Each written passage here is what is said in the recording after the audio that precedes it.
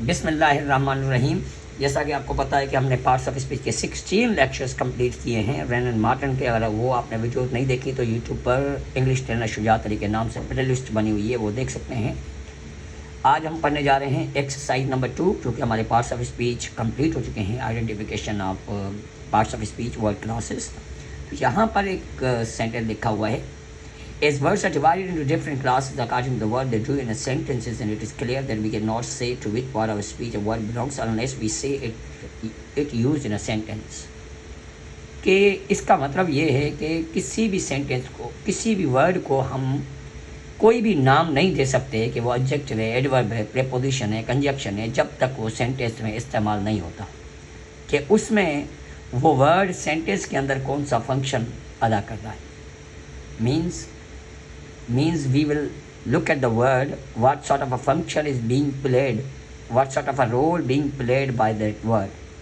Then we will be able to decide whether that word belongs to adjective or adverb or any other word classes. They arrived soon after, यहाँ पर sentence लिखा हुआ है वो बाद में, जल्दी बाद में जो है वो आए। यहाँ पे आफ्टर सून की मीनिंग को बढ़ा रहा है, जिसकी वजह से ये आफ्टर क्या है, एडवर्ब है।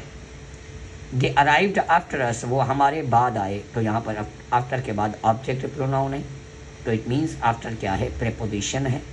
ये हमारा पूरे डिटेल में पढ़ाए हुए हैं कि आफ्टर क्यों बना। They arrived after we had left, यहाँ पर आफ्टर दो क्लॉजेस को मिला रहा है, तो यहाँ पर क्या होगा, कंजक्शन होगा। तो यहाँ पर एक एक्सरसाइज सॉल्व करेंगे।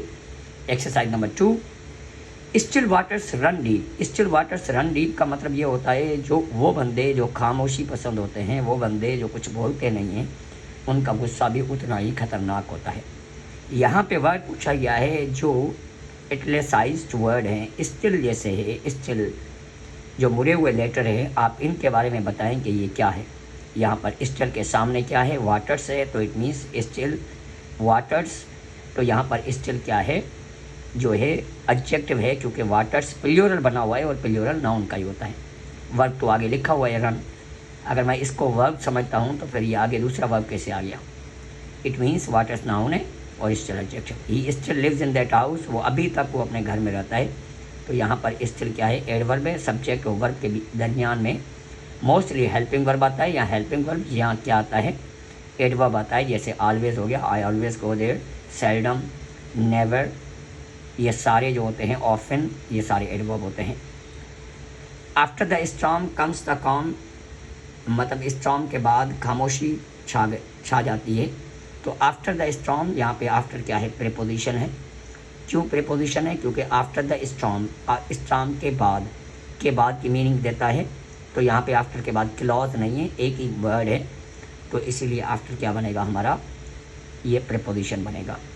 The after effects of the drug are bad, जो बाद वाले असर हैं ड्रग के, वो बहुत ही वो ख़राब होते हैं।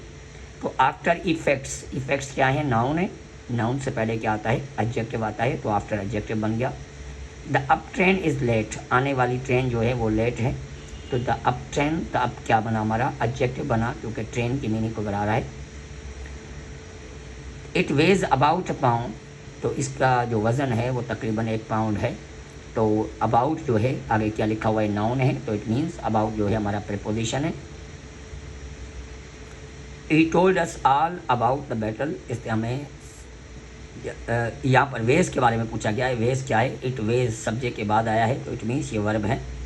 He told us all about the battle, तो अबाउट यहाँ पे क्या बना, प्रीपोजिशन बना, जो कि नाउन है।